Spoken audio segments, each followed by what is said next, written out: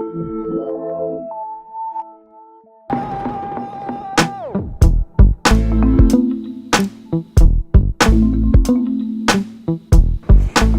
we are at Daytona, here in the morning outside the racetrack at the Toyota Injector with Ryan Preece, Christopher Bell, Brandon Jones, 3 up-and-coming drivers for Joe Gibbs Racing. And we've got so much to talk about.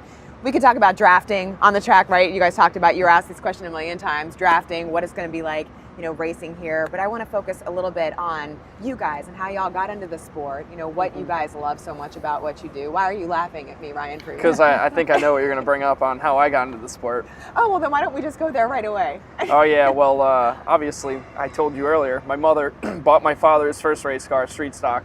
It's kind of how he got into racing, and then my grandfather owned a modified. So definitely some interesting stories I have. So you can't just say that your mom bought your dad his race car and not share that story. How did that happen? Give us a little more insight. I mean... And you're from Connecticut, we should mention. Yeah, I'm from Connecticut, Berlin. And really, my father loved racing. There was a local track, Riverside Park, which is now closed. It's Six Flags now, amusement park. And Stafford Speedway, Thompson, Waterford. We have a whole bunch of racetracks in Connecticut.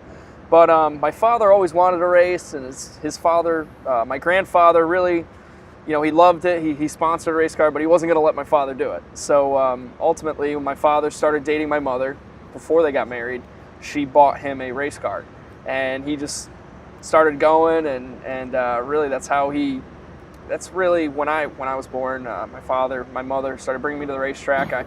I have a lot of memories of just sitting in the grandstands playing with the Matchbox cars, watching my father. So, wow. Yeah, that's really what started me. Can you relate to that, Christopher? So I can't relate to my mom buying my dad a race car, but no, I had a family friend who got me into the sport, and I remember going to the races. And in Oklahoma, we don't have pavement tracks, so they're all dirt tracks. But I'd go with my little sprint cars and sit out in the dirt behind the grandstands, making little tracks out there. So kind of same stories, different worlds.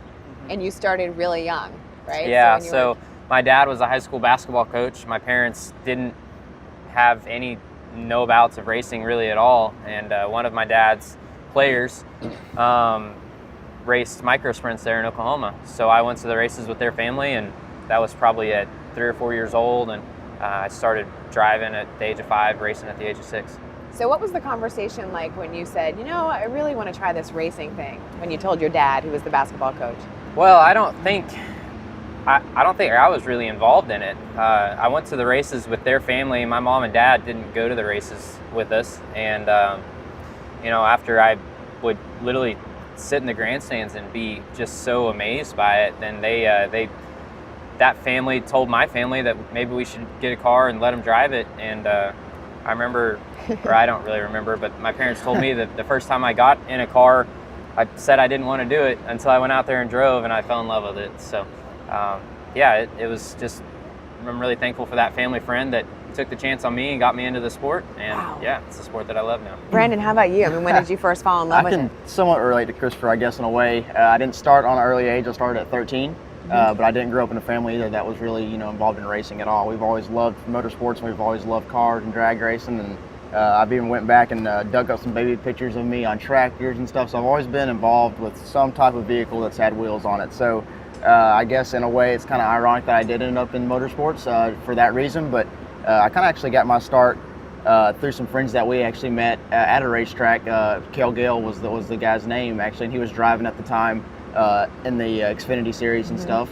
And so he was like, well, if you guys are really interested, why don't you come down to our hometown, Mobile, Alabama, and we've got a friend of ours that will throw you in a legend car and just let you go play. And I've always been the type that's kind of been the standoffish, like I'm not going to do it. I'm kind of afraid or whatever. I don't want to get into it. I don't want to wreck it. It's not my car. So I was kind of afraid to do it, honestly. And so I got out there and I was hitting cones, and it was awful, really. So your first time in a car was at Mobile? It was, yeah, Sunny South Raceway. Big track. So yeah, it was a small track too, and okay. Yeah, it was small. It was small. It wasn't Mobile International. It was Sunny South. Yeah, it was which is what? Describe that for people. Quarter mile, super high bank though, but really, really short track. And those cars really don't have the radios and stuff, like we have. So he had to rig up a little radio receiver to talk to me and stuff. Are you serious? And he was setting cones up, and he's like, okay, you got to try to arc around the cones. So it was like a orientation day kind of in a way, you know, for that. So it was really cool, honestly. And so I was like, I don't know, I kind of want to take the next step. We'll do something again, you know. And he's like, well, let us know. So the next day,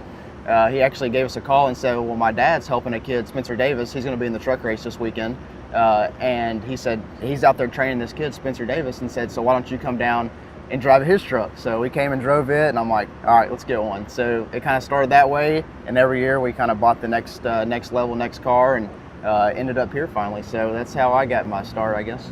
Gosh, so this is going to sound like a crazy question, but I mean, isn't there a little moment of, oh my gosh, I'm actually going to race a race car, like a fear factor, or just am I really going to do this at all when you first get in, or no? Is it just you guys are programmed just to love what you love? And I mean, I don't know. I think I started at such a young age that it's kind of just become like it's part of it.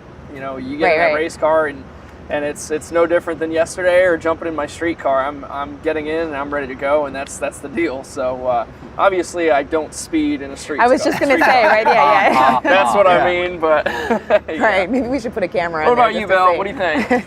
I can promise you, you speed. No, I don't. Never. But you said, Christopher, you said you had a moment at first, like where you didn't know you wanted to do it. Why? What was that like?